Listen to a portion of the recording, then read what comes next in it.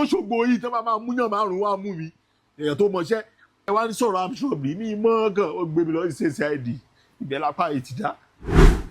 kí ló ṣẹlẹ̀ ń bẹ̀. wọ́n hàngì mi orí hàngì yẹn mo jábọ́. wọ́n hàngì yín báyìí. nígbà tó ń nà mí mo ní láti jábọ́ mo fi ẹsẹ̀ tí kíní yẹn mo jábọ́ ọwọ́ yẹn ni ọwọ́ yẹn dá straight so wọ́n pè mí wá èló ló máa fún wa ká fi ẹlẹ̀ mi ò ní owó táìmù kòró ni kò sí ẹ̀ gbogbo táìmù ẹ̀ gbogbo tó wà láàkáǹtì mi gbà ẹ̀kọ́ 35,000 naira wọ́n ní kí lọ mú 800,000 wá kí n fi bèèlì ara bí gbogbo ti fẹ́ rí bí sórí ẹ̀ ṣáà ṣe lọ nìyẹn wọ́n ṣáà gbé mi pé ok mi lówó san kan lọ drop mi sí prison wọ́n gbé mi lọ kóòtù nìyẹn DPP advice náà sọ ọdún kìíní lọ ọdún kejì lọ ọdún kẹta lọ nígbà tí adájọ́ ṣẹ̀ wá gbọ́rọ̀ lẹ́nu mi ló wá wò pé àbọ̀bọ̀ yóò ṣe rẹ̀ kàn ẹ̀dẹ̀ fi armed robbery gbé ó ní kàn lọ wá bọ̀bọ̀ yẹn wá bọ̀bọ̀ tó ní mọ́tò yẹn ó ní kàn lọ wá wọn wá ó fún wa ní adjournment 3 months tí wọ́n rí another 3 months tí wọ́n rí another 3 months tí wọ́n rí ìbẹ̀rẹ̀ ni adájọ́ yẹn tí wọ́n á wò pé wọ́n fẹ́ fìyà jẹ ọmọ yìí 3 months mẹ́ta almost 1 year nìyẹn. bẹ́ẹ̀ ni sà wọ́n ní wọ́n rí. náà fi rí ẹni tó wá ní complainant wọ́n rí ẹni tí ó wá lodge complaint ní police station bẹ́ẹ̀ ni sà tó fi wá arrest yín. bẹ́ẹ̀ ni sà 9 months. bẹ́ẹ̀ ni sà náà fi rí kò yọjú òun dẹ̀ ló ní kó wá arrest yín. bẹ́ẹ̀ ni sà. You are welcome to another interesting edition of Unscripted with Jeff Owolewa. I have a guest in the building. This man was in prison for how many years? 4 years and 8 months. For something he didn't even know anything about. anything nǹkan tó ṣẹlẹ̀. Ẹ̀yin tí wà nílé àlejò mi tí mo gbé wá ìkan lára àwọn victims of injustice nínú ìlú wa yìí òun ni a gbé wá sí orí ètò. Ọdún 4 àti oṣù mẹ́jọ àti oṣù mẹ́jọ òun ni wọ́n lò ní ọgbà ẹ̀wọ̀n fún nǹkan tí wọn ò mọ̀ dí. Ẹnu oníkan báyìí láti máa ń gbọ́ pọ̀n. Ẹ jẹ́ ká gbọ́ látẹnu wọn. Ẹ dárúkọ yín fún àwọn ará ilé. Orúkọ mi ni Ṣọlá Adédayọ̀. Báwo ni ọ̀rọ̀ ẹ̀wọ̀n ṣe bẹ̀rẹ̀? Iṣẹ́ wo lẹ ń ṣe? Tell us your story. Ẹ sọ fún àwọn ará ilé. Mechanic ni mí. Mo dì pẹ̀lú engine and gear. Ẹ pé mo specialize lè tó ẹ pé kò sí type of engine and gear tí mi lè repair.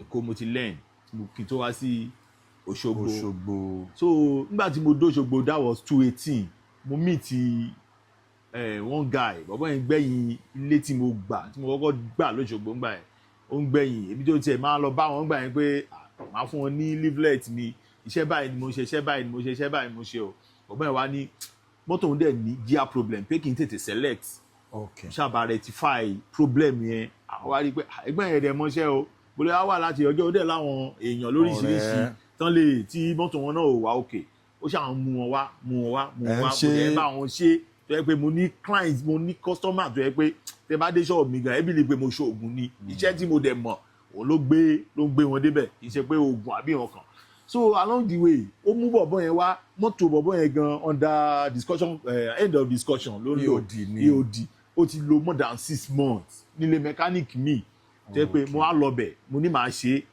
mo tú engine yẹn mo tú jẹ́ àmọ́tò yẹn bọ́ọ̀lẹ̀ engine àjẹ́ mo ti ẹ̀ gbé bọ́ọ̀lẹ̀ lọ́jọ́ yẹn mo ní láti gbé engine bọ̀bọ̀ yẹn lọ Èkó ẹ gbé lọ sí Èkó mo gbé lọ Èkó gbogbo àwọn accessory inú ẹ̀ I change everything a kó mi sí mẹ́ẹ̀ mo gbé padà mo dé because mo rí pé iṣẹ́ àwọn Honda kì í ṣe iṣẹ́ tí mo lè ṣe níbí báyìí mo ní láti gbé débi tí màá ti rí accessory fix kẹlẹ̀ ra gbogbo àwọn parts ó dẹ̀ mọ everything òun gan rí mọ́tò yẹn pé ó wà okay ó lò ó for the main time ó tà á ó ra mọ́tò míì mọ́tò tó rà mo ṣàbẹ̀ sí ní ibà túnṣe náà ṣọwọ́ ṣẹṣẹ nǹkan kan mẹ́rin àlòkù náà ni mọ́tò tó tún lọ rà ṣọwọ́ ṣẹṣẹ lóríṣiríṣi mẹ́rin along the way tó ṣe ń wá oúnjẹ mi lówó bí pé kó ṣe ṣe 25,000 naira kó rí 10,000 naira fún mi kó ṣe ṣe 30,000 naira kó rí 15k fún mi tó yà ṣe ń jẹ mí lówó nìyẹn lóríṣiríṣi bẹ́ẹ̀ wá dé level owó yẹn ti wá wọ bíi going to 120 lówó tó jẹ mí sà before man and God owó tó jẹ mí owó iṣẹ́ mi wà ní owó pàtì wà ní ẹ̀ àwọn ní pàtì nígbà míì gan wá pè mí pé báwo lówó wa ẹ má wọrí màá fún yín nǹkan àwọn ẹni trust inú mi ọ̀dọ̀ wọn ti ń ra nǹkan náà fi mílẹ̀ bẹ́ẹ̀ so ó ṣàwádé level kan ó gbé mọ́tò wá aláyé owó ẹ̀ ti pọ̀ mi ì lè ṣe é mọ́ ẹ̀gbọ́n mi tí gbowó ni tó bá gbowó à ń san gbèsè tí ń wà lọ́rùn èmi náà ó ti fún mi ní pressure so mi ì lè ṣe é gbé mọ́tò ẹ lọ ọ̀rọ̀ ẹ̀ ṣáà argument láàrin mi pẹ̀lú ẹ̀ lọ́jọ́ ẹ̀ tó yẹ kó sọ̀rọ̀ sí mi mo ṣépè fún àgbé mọ́tò ẹ̀ lọ mi ṣe tó yẹ kó tó owó màá san máa mówó ẹ̀ lọ. àwọn owó tó ti jẹ yín tẹ́lẹ̀. ó gbé mọ́tò yẹn lọ ṣe nígbà tó wá da bíi 6 months after because December time ni kíní ẹ̀ ṣẹlẹ̀ that was 2020 December ni kíní ẹ̀ ṣẹlẹ̀ no 2019 December ló ṣẹlẹ̀ 2020 inú oṣù keje wọ́n gbọ́lọ́pàá dé ṣọ́ọ̀bù mi mo ń tú ẹ́ńjìn Honda kan lọ́wọ́ náà lọ́jọ́ yẹn tán dé tó náwó pé èmi nìyẹn kí ni mo ṣe mo tẹ̀ ń wò pé àlàyé àwọn ọlọ́pàá tó gbé wásà èmi ló tún bá wọn ṣiṣẹ́ ń Dùgbẹ̀ police station mọ àwọn ọlọ́pàá yẹn tán wọ́n arrest mi wọ́n ní Ṣọlá ò lè ṣe irú nǹkan tó sọ yìí bẹ́ẹ̀ ó ti ní ẹ̀gbọ́n kan tó ti fẹjọ́ mi sùn mi mọ bó ń ṣe yáàṣẹ sọ ìyẹn ló ní kán lọ gbé mi wá nígbà tí mo débẹ̀ èmi ẹ mọ̀ nǹkan téèyàn ò ṣe èèyàn máa free mo yẹ kí n bá wọn sọ̀rọ̀ àbọ̀dá báwo nǹkan kan ìgbájú ni mo gbọ́ látẹ̀yìn pé ṣé daddy boy be this lead down kí ni mo ṣe ó gba ojú mi ìgbé bẹ́ẹ̀ ni sà wọ́n nà mí pa before anything wọ́n tó gbọ́ anything lẹ́nu mi wọ́n ti kọ́kọ́ nà mí pa later àwọn agbọ́dọ̀ ní èmi ló rán yàn kan lọ gba mọ́tò wọ́n ní ṣé èmi ló gbà ó ní kì í ṣe èmi ló gbà bẹ́ẹ̀ tèmi ló rán yàn àwọn tí mo rán dà wọn rẹ́ anybody. ìgbà tán rí yín tẹ̀ ń rán wọn yẹn kò sí evidence. kò sí yàn kan ó lé mi ló rán yàn kan lọ gba mọ́tò. ó kàn sọ pé ẹ̀yin lẹ rán èèyàn kan gba mọ́tò lọ́wọ́ òun after 6 months ló ti gbé mọ́tò kúrò lọ́dọ̀ ọ̀jẹ̀. bẹ́ẹ̀ ni sà ó ṣe wàá ní èmi ló rán yàn kan lọ gba mọ́tò lọ́wọ́ òun pé mi ò rán yàn mi mọ anything pa nǹkan tẹ̀ ń sọ yìí kí ni ìjájòdì sí mi máa ẹni dpo ẹni kan transfer mi lọ sí state cid kan lọ fi arms robbery gbé mi ibẹ̀ ni mo ti ṣe ọmọ nǹkan tí mo wọ̀n pé wàhálà nílé arms robbery mi ìdí abẹ́rẹ́ mú rí kí n fi gúnyàn ìgbà tí mo wà ní school gan wọ́n frustrate mi láti join court I don't do it kí n tó ṣe lọ learn ẹ̀ṣẹ̀ wá ní arms robbery at this age mo ti lọ́mọ méjì ilẹ̀ ìbáṣẹ́ lọ́mọ arms robbery tí mo níṣẹ́ tí mo ṣe iṣẹ́ tí mo ṣe tó yẹ pé mo mọ̀ ọ́ lóṣogbo yìí tó máa múyàn márùn-ún wá mú mi èèyàn tó mọṣẹ́ ẹ wá ní sọ̀rọ̀ arms robbery ní mọ́ gan ó gbé mi lọ sí cid ibẹ̀ lápá yìí ti dá. kí ló ṣẹlẹ̀ ń bẹ̀. wọ́n hàn jù mí orí hangi yẹn mo jábọ́. wọ́n hàn gì yín báyìí. nígbà tó ń nà mí mo ní láti jábọ́ mo fi ẹsẹ̀ tí kíní yẹn mo jábọ́ ọwọ́ yẹn ni ọwọ́ yẹn dá straight. ọwọ́ yín kan. ó kan ìgbà yẹn náà ti nà mí mú nígbà tó ti rí pé ọwọ́ yẹn yìí kò lè ṣe yẹn kan mọ́ wọ́n á fi mí lẹ̀ wọ́n nà mí mọ́ so wọ́n pè mí wá èló ló máa fún wa ká fi ẹ́ lẹ̀ mi ò ní owó táìmù kòró ni kò sí ẹ gbogbo táìmù ẹ gbogbo tó wà láàkáǹtì mi báyìí 35,000 naira wọ́n ní kí lọ mú 800,000 wá kí n fi bẹ́ẹ̀lì ara bí gbogbo ti fẹ́ rí àbẹ́jìrì á bí àbúrò mi kèmí ló rán school unilag ló wà àwọn iṣẹ́ tí mo ṣe mo fi ń support ẹ̀ tó fi lọ school bàbá ti dàgbà ìyá náà provision ló ń tà wọ́n fi ń help ara wọn bí tí wọ́n wà ní Afro-Ekiti so bí sórí ẹ̀ yá ṣe lọ nìyẹn wọ́n ṣáà gbé mi pé ok mi lówó san kan lọ drop mi sí prison wọ́n gbé mi lọ kóòtù nìyẹn DPP advice náà sọ ọdún kìíní lọ ọdún kejì lọ ọdún kẹta lọ nígbà tí adájọ́ ṣẹ̀ wá gbọ́rọ̀ lẹ́nu mi ló wá wò pé àbọ̀bọ̀ yóò ṣe rẹ̀ kàn ẹ̀dẹ̀ fi arms robbery gbé ó ní kan lọ wá bọ̀bọ̀ yẹn wá bọ̀bọ̀ tó ní mọ́tò yẹn ó ní kan lọ wá wọn wá ó fún wa ní adjournment 3 months tí wọ́n rí another 3 months tí wọ́n rí another 3 months tí wọ́n rí ìbẹ̀rẹ̀ ni adájọ́ yẹn ti wá wò pé wọ́n fẹ́ fìyà jẹ ọmọ yìí 3 months mẹ́ta almost 1 year nìyẹn. bẹ́ẹ̀ ni sà wọ́n ní wọ́n rí. náà fi rí ẹni tó wá ní complainant wọ́n rí ẹni tí ó wá lodge complaint ní police station. bẹ́ẹ̀ ni sà. tó fi wá arrest yín. bẹ́ẹ̀ ni sà. 9 months. bẹ́ẹ̀ ni sà. náà fi rí kò yọjú. wọ́n náà rí. òun dẹ̀ ló ní kó wá arrest yín. bẹ́ẹ̀ ni sà. adájọ́ yẹn wá wò pé ẹ̀yin pípù yìí ìkànnì yín Franklin ló sọ court pé ẹ̀yin justice ìkànnì yín nígbà tí ọmọ òṣìyàn kan tẹ́ bá tiẹ̀ fi stealing gbé bailable offence nìyẹn wọ́n á fún ní bẹ́ẹ̀lì á kúrò bẹ́ẹ̀. but armed robbery. ẹ wá lọ fi armed robbery gbé ẹ fẹ́ pé ó máa gbé bẹ́ẹ̀ for life ó ní by the way ó lóun fún mi ní bẹ́ẹ̀lì ọjọ́ yẹn ló fún mi ní bẹ́ẹ̀lì ọjọ́ tó gbọ́rọ̀ lẹ́nu mi máa yẹn fún mi bẹ́ẹ̀lì.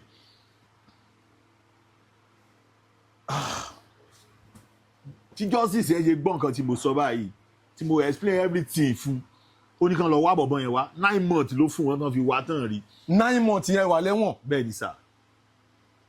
making 4 years and 8 months. Our justice department. Is this what we do to ourselves? Is this what we do to ourselves? ẹni tó wá lodge complain wọ́n ní kàn wá 9 months kò yọjú 4 years 8 months lọ́n fi ti arákùnrin yìí sẹ́wọ̀n just because that person wanted to flex his muscles. He wanted to show him his power, his connection. They kept him in prison for almost 5 years. This is how we treat ourselves in this country. Only if we can practice the religion of love, the religion of humanity in this country, this country will be a better place. This country will be a better place if we can at least practice the religion of humanity, religion of love. Because taba nífẹ̀ẹ́ ara wa. Just because I want to flex my muscles, I want to show him that I'm connected, I'll send him to prison for as long as I want to.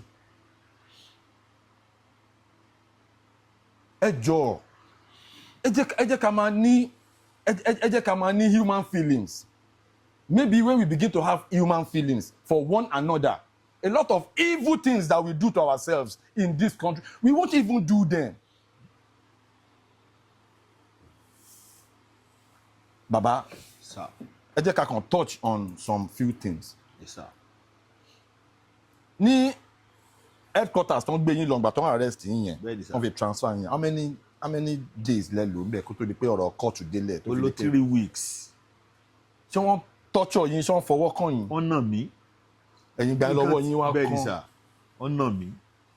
After then, ibi tí wọ́n ti ń gbé mi kọ́ kíní náà máa Orí hook yẹn. handcuff báyìí. Wọ́n ṣe máa ń kọ̀ fún yín rè. Handcuff báyìí wọ́n á gbé lọ òkè lẹ́yìn. Short, Àwọn mẹ́ta ló máa gbé wa kọ́ kíní yẹn. Wọ́n máa kọ̀ fún yín bẹ́ẹ̀ yẹn. Bọ́n ni máa ṣe lélẹ̀ tí wọ́n máa fi handcuff Kọ̀ fún máa wà ń bí. Short ṣé òun rí? Tí wọ́n máa ṣe handcuff yẹn lélẹ̀. Ṣé òun rí? Wọ́n máa wá. Wọ́n á gbé lọ òkè lẹ́yìn. Wọ́n á lọ fi kọ́ látàbẹ́ tí màá ṣe wá máa mi lélẹ̀. Wọ́n máa nà yín. Ẹ̀yìn pẹ̀lú àdá pẹ̀lú igi wọ́n fi ń nà wá. Pẹ̀tẹ́pẹ̀tẹ́ àdá. Pẹ̀tẹ́pẹ̀tẹ́ àdá. Pẹ̀tẹ́pẹ̀tẹ́ àdá. Pẹ̀tẹ́pẹ̀tẹ́ àdá pẹ̀lú gi. Ẹ fi ń torture èèyàn. Just because someone wanted to flex he wanted to show him his muscle. Tẹ́ bá dẹ̀ rí àwọn tá à ń sọ yìí, ẹ máa rí wọn wájú mọ́ṣáláṣí tó máa ní à Muslim làwọn tó máa kírun. Ẹ máa rí irú àwọn tá à ń sọ yìí tó ń torture àwọn èèyàn, ẹ máa rí wọn níwájú ní front pew ní church. Wọ́n máa ní àwọn ń lọ church every Sunday pẹ̀lú àwọn family wọn. And you go to your office, you torture people. Innocent people. That is what we do. That is the kind of religion we practice in this country. In countries where they don't even practice any religion, they don't do this kind of things to themselves. And we have religion in this country.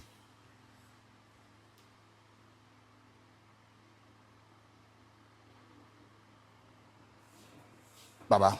Yes, sir. Bàtẹ́ wá dé prison. Bẹ́ẹ̀ni, sir. Kí ni first day experience yín ní prison?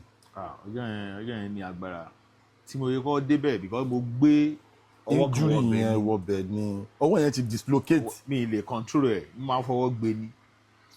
Nígbà tí mo débẹ̀, nǹkan tán fi nà mí náà nìyẹn jù. Wọ́n sì nà mí o. Wọ́n náà yín prison. Agbága kan dúró báyìí wá ní kí n jòkó sílẹ̀ yẹn kan á dúró sí ẹ̀yìn. Etí mo yẹ̀ fi ń gbọ́ràn Ṣé dáadáa. àwọn ẹlẹ́wọ̀n náà ni àbí wọ́dà? No, kì í ṣe ẹlẹ́wọ̀n, kì í ṣe wọ́dà àwọn inmate. Yẹn pé Àwọn inmate inmate. lọ́nà yìí. Bẹ́ẹ̀ni sà. Nínú yàrá tó ń fi wá sí wọ́n pè bẹ́ẹ̀ ní welcome cell. Ibi tí èèyàn máa kọ́kọ́ dé sí tán tí máa fa irun èèyàn. Tí èèyàn máa kọ́kọ́ Wọ́n máa ti fárun yàn tán, wọ́n máa wá gbé wọn lọ yàrá yẹn. Bẹ́ẹ̀ ni wọ́n á gbé èèyàn lọ yàrá yẹn. Àwọn ẹlẹ́wọ̀n yẹn Yàrá máa yẹn wá alẹ́ ọjọ́ yẹn náà máa treat fọkọ̀ gbogbo anything ó parọ́ wá nà ẹni ẹ̀. yẹn. O ṣe o wọ́n á gbọ́dọ̀ fọwọ́ kàn ẹ́. So àárọ̀ ọjọ́ kejì náà ṣe wọ́n á transfer èèyàn lọ sí another cell. Kí ni sleeping experience yín, living experience yín ní first day, second day? Ó kọjá àfẹnu sọ̀sà, kì í ṣe gbogbo nǹkan tí èèyàn rí níbẹ̀ lèèyàn lè máa sọ. You understand? Sleeping experience yẹn àwa bíi 14 a lè wà ní àárín bíbá yìí tẹ́ pé orí ara wa la máa sùn. More than kì í ṣáà ní 14 ibi tí ò ju bí báyìí. small space ẹ máa sùn. èèyàn kan kọrí báyìí èèyàn kan kọrí báyìí kẹsẹ̀ báyìí. èèyàn kan kọrí báyìí èèyàn kan kọrí báyìí. ẹgbẹ́ la dẹ̀ máa fi sùn kí n jẹ́ pé ó máa sùn báyìí wàá fẹ̀gbẹ́ sùn báyìí ẹgbẹ́ ni wàá fi sùn báyìí o ò lè yíra báyìí o ò lè yíra báyìí. tílẹ̀ máa fi mọ́. bẹ́ẹ̀ ni sà. ok gbàtẹ́ wá báwo lẹ ṣe wá jáde gbàtàn tí kàn lọ́wọ́ ẹnìyẹn wá tẹ́lẹ̀ gbàtàn ní kàn lọ́wọ́ ẹnìyẹn wá tán rẹ nìyẹn mọ́. George wa ní ká ní tòótọ́ ni ó yẹ kó yọjú òun ló ní case ok ó yẹ kó yọjú gbàtàn dẹ̀ ti rí wọ́n free èmi. gbàtàn wá free yín kí ni what's that life after prison. ìgbà tí mo dé nǹkan gbogbo because mo ní 2 plot of land kó tó dàbí pé mo lọ mẹ ìyàwó mi tà yẹn èmi ló ní kó lọ tà á ká lè fún lọ́ọ̀yà lówó lọ́ọ̀yà kẹta tí mo gbà òun ló ṣẹ̀ṣẹ̀ bá mi ṣe kéèsì yẹn tó yanjú first lọ́ọ̀yà gbowó sá lọ ìkejì gbowó sá lọ.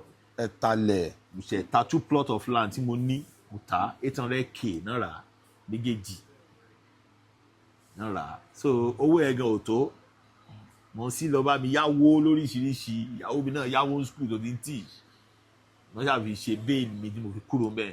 ìyàwó yín dúró tì yín. ó dúró tán. láti beginning ó dúró tán títí di end ọmọ yín kọ́ ó wà pẹ̀lú ẹ̀ ó dúró tán. ó ń tọ́jú bẹ́ẹ̀ ni sà. bàtẹ́ wá jáde lẹ́wọ̀n kí lẹ̀ ń ṣe láti gbà yẹn. mo ń wa mọ́tò pure water. bàtẹ́ jáde lẹ́wọ̀n bí ẹ̀ ò lè jáde. mo jáde ní last year. early last year mo kúrò ń bẹ̀. That was February 18. ẹ wá lọ gbaṣẹ́ àwọn tó máa ń wa mọ́tò mo bá wọn kiri pure water àwọn tools tí mo fi lẹ̀ because ọjọ́ tí kinní yẹn ṣẹlẹ̀ mo ra diagnose machine kan that was then mo ra diagnose yẹn that was 280. tẹ́ máa fi engine máa test bẹ́ẹ̀ ni sà fault lára mọ́tò. bẹ́ẹ̀ ni sà pẹ̀lú crane tí mo ń lò mi bá gbogbo àwọn kinní yẹn mọ́gbà tí mo dé because ìyàwó mi àtàwọn ọmọ mi àwọn workshop lọ́jọ́ tí mo ṣiṣẹ́ yẹn ni ṣọ́ọ̀bù ẹ̀rọ rẹ̀ ti wá arrest mi lójú ìyàwó mi ó dàrú ó wà frustrated so kò rántí láti bá mi palẹ̀ anything mọ́ church ló sá lọ straight nígbà tí kinní ẹ̀ ṣẹlẹ̀ tó lọ sọ fún mọ́mí church wa pé nǹkan báyìí ṣẹlẹ̀ kó tó dé àwọn kinní ẹ̀ ó lóun bá ń bẹ̀ mọ́ àwọn tools yẹn ó lóun bá ń ṣọ́ọ̀bù. kí ni nǹkan tẹ́ fẹ́ ṣe ẹ sọ fún. iṣẹ́ mi náà ni mẹkáníìkì yẹn nìkan tí mo mọ̀ tó yé mi nìyẹn mi níṣẹ́ mi tí mo tó yé mi ju iṣẹ́ kí lẹ fẹ́ níṣẹ́ mi. ok tó bá fẹ́ ṣiṣẹ́ mẹkáníìkì yẹn kí ni ẹ fẹ́ káwọn ọmọ nàìjíríà rere kí lẹ fẹ́ kàn ṣe fún yín ẹ sọ fún nǹkan tí mo fẹ́ kí àwọn ọmọ nàìjíríà rere ṣe fún mi mo need the diagnose machine yẹn launch 5 bẹ́ẹ̀ ni sà mo need ẹ̀ mo dẹ̀ need àwọn tools pẹ̀lú ẹ̀. tools àwọn spanner kankan tẹ máa ń lò fi tú mọ́tò lẹ need bẹ́ẹ̀ ni sà from your estimate bí èlò lẹ́ ń wò at least bá níbi 2.5 báyìí. tẹ bá níbi 2.5 million naira 2.5 sà bẹ́ẹ̀ ni sà I get jack crane pẹ̀lú because nǹkan tá a fi ń ṣiṣẹ́ ni ẹ̀kọ́ sọmọ tó fẹ́ kọ́ṣẹ́ mọ́ sí iṣẹ́ tí mo dẹ̀ mọ̀ tó yé mi ni tí máa ń ní kinní ẹ̀ máa ṣiṣẹ́. For a lot of people that does not understand Yoruba ẹ má ké mọ́ ẹ má ra àánú gbà lágbára Ọlọ́run. Àmín lórúkọ Jésù. This man was wrongly imprisoned for 4 years and 6 months. 8 months. For 4 years and 8 months, he was wrongly imprisoned for something he didn't even know anything about. Now he's out. Nobody compensated him. That he even came out alive. We are very grateful to God. Now he's out. He's a professional mechanic. He's an engineer. He needs his tools. You know, diagnose that machine that they use to detect faults in vehicles. He needs money to buy them. He needs to buy his tools so he can, start something and sustain himself and his family. Fortunately for him, his wife stayed with him all through. Yes, sir. Ìyàwó wọn dúró tì wọ́n. So ẹ̀yin tí wà nílé ẹ̀bẹ̀ lábẹ́ o ẹ jọ̀ọ́ nítorí Ọlọ́run. Ẹni yìí nǹkan tí ò mọ ọwọ́ tí ò mẹsẹ̀ ẹ wá dúró ìyà tó jẹ fún almost 5 years lẹ́wọ̀n fún nǹkan tí ò mọ ọwọ́ tí kò mẹsẹ̀. Ó ti jáde lẹ́wọ̀n báyìí. Wọ́n nídìí owó láti fi ra àwọn irinṣẹ́ tó máa fi mẹkáníìkì ni wọ́n dẹ̀ mọṣẹ́ dáadáa. Ẹ̀yin tẹ́ bá wà ní Ọ̀ṣun state ẹ specialize nínú Honda àbí. Bẹ́ẹ̀ ni sà. Honda, all kind Japanese. Okay. So Honda ẹ má ṣe Toyota náà. Bẹ́ẹ̀ni sir, that was Japanese. Ẹ ṣe wọ́n máa ń ṣe gbogbo mọ́tò tẹ bá ní mọ́tò tó bàjẹ́ Honda ni Toyota ni Kia ni engine ni ẹsẹ̀ ni bush gbogbo ẹ̀ ló ń ṣe. Wọ́n máa pe nọ́mbà yín wọ́n máa pe nọ́mbà wọn fún yín ẹ jọ̀ọ́ ẹ pè wọ́n ẹ̀yin tẹ bá ń gbé ní Òṣogbo and Ọ̀ṣun state ẹ pè wọ́n ẹ jẹ́ ká support wọn wọ́n dẹ̀ ní di 2.5 million láti ra àwọn tools tó máa fi máa ṣiṣẹ́ tẹ bá dẹ̀ níbi tí wọ́n lè máa lò láti máa fi ṣiṣẹ́ mẹkáníìkì wọn ẹ jọ̀ọ́ ẹ contact wọn direct ẹ pe nọ́mbà yín. 091 26 93 0997. Nọ́mbà yín nìyẹn ẹ pè lẹ́ẹ̀kan sí. 091 26 93 0997. Fún àwọn tí wọ́n bá fẹ́ ràn wọ́n lọ́wọ́ tẹ́ bá fẹ́ ràn wọ́n lọ́wọ́ láti fún wọn lówó láti set up business láti set up ara wọn mẹkáníìkì ni wọ́n fẹ́ ra tools ẹ pè account number yín fáwọn èèyàn kán lè ràn yín lọ́wọ́. 311 634 4864. First Bank. First Bank. Orúkọ wo ló wà lórí ẹ̀? Adédayọ̀ Fọláṣadé Fèyíṣayọ̀. Orúkọ ìyàwó mi ni. Orúkọ ìyàwó wọn ló wà lórí àkáǹtì yẹn First Bank ni ẹ jẹ́ kí n tún pè First Bank ni 311 63 44 864 Fọláṣadé Adédayọ̀ First Bank ló wà lórí àkáǹtì ẹ jọ̀ọ́ ẹ jẹ́ ká dìde ìrànlọ́wọ́ fún wọn wọ́n ṣe jáde lẹ́wọ̀n yẹn ẹ̀yin náà ìwọ bọ́n ṣe rí very handsome young man but promising future wọn èèyàn kọ́kàn lọ́wọ́ agbára ó dẹ̀ mú promising ibẹ̀ lọ bọ̀bọ̀ mọ̀kọ́ Ọlọ́run máa dá ìkó lọ yín Ọlọ́run máa dá padà nílọ́po ní agbára Ọlọ́run ojú dẹ̀ máa ti gbogbo àwọn tó wà lẹ́yìn ọ̀rọ̀ yẹn ojú máa tì wọ́n pátá gbogbo aburú tẹ́ ṣe fún arákùnrin yìí ẹ máa kọ aburú yẹn níwájú ẹ̀yin tẹ́ ṣèkà fún wọn ó kù yín ó kọ́ lọ́n ẹ máa ráàánú gbà lágbára Ọlọ́run ẹ máa ráàánú gbà lágbára Ọlọ́run ìyàwó yín Mrs. Fọláṣadé Adédayọ̀ shout out to you thank you for staying with him ẹ ṣe gan àwọn ọmọ yín wọ́n á dàgbà wọ́n á yanjú lágbára Ọlọ́run ẹ̀yin tí wà nílé ẹ̀bẹ̀ lábẹ́ o ẹ jọ̀ọ́ nítorí Ọlọ́run ẹ̀bẹ̀ lábẹ́ mò ń bẹ̀bẹ̀ ni ẹ jẹ́ ká dìde ìrànlọ́wọ́ fún wọn ẹ jẹ́ ká ràn wọ́n lọ́wọ́ 2.5 million naira lọ ní wọ́n need láti fi ra àwọn tools iṣẹ́ mẹkáníìkì wọn kàn lè máa ṣe wọ́n dẹ̀ gúdù gan ẹ jọ̀ọ́ ẹ jẹ́ ká ràn wọ́n lọ́wọ́ Ọlọ́run á túnbọ̀ máa ràn yín lọ́wọ́ gbogbo ẹ̀yin tẹ́ ń dìde ìrànlọ́wọ́ fún àwọn tá à ń gbé wá lórí ètò Ọlọ́run á máa ràn yín lọ́wọ́ ẹ ṣe gan inú wa dùn bàbá yes sir mo fẹ́ kẹ́ kí àwọn èèyàn mo fẹ́ kẹ́ nígbàgbọ́ pé wọ́n máa ràn yín lọ́wọ́ so ẹ kí wọn. ẹ ṣeun gbogbo ẹ̀yin ènìyàn tẹ́ ń gbọ́ wa lórí ètò yìí àwọn ọmọ Nàìjíríà lóríṣiríṣi àtàwọn tó tún wà lókè òkun lágbára Ọlọ́run ẹ̀wọ̀n ó kéré ó tóbi kò ní jẹ́ ìpín yín àtọmọ àtaya yín ọjọ́ kan lẹ́wọ̀n ẹ̀ nílò bí Ọlọ́run ṣe ń bẹ tí àánú rẹ̀ dúró ẹ̀ ní rí ogun ẹ̀wọ̀n láyé yín o Ọlọ́run ò ní fi yín sílẹ̀ Ọlọ́run á ṣàánú ẹ̀yin náà o ẹ ṣé o mo dúpẹ́ o. Our Justice Department ẹ̀yin ìjọba wa ẹ jọ̀ọ́ àwọn kéṣìṣì báyìí ẹ má jẹ́ ká máa fọ àwọn èèyàn ń wà lẹ́wọ̀n tó ń jìyà fún ẹ̀ṣẹ̀ tí wọ́n mọ̀ dí ẹ jọ̀ọ́ let us begin to look into all these cases ẹ jẹ́ ká ràn àwọn pípù yìí lọ́wọ́ èèyàn làwọn náà Ọlọ́run àtúbọ̀ máa ràn wá lọ́wọ́ àmàrà àánú gbà ẹ ṣeun gan fún gbogbo ìrànlọ́wọ́ yín ó dàbọ̀.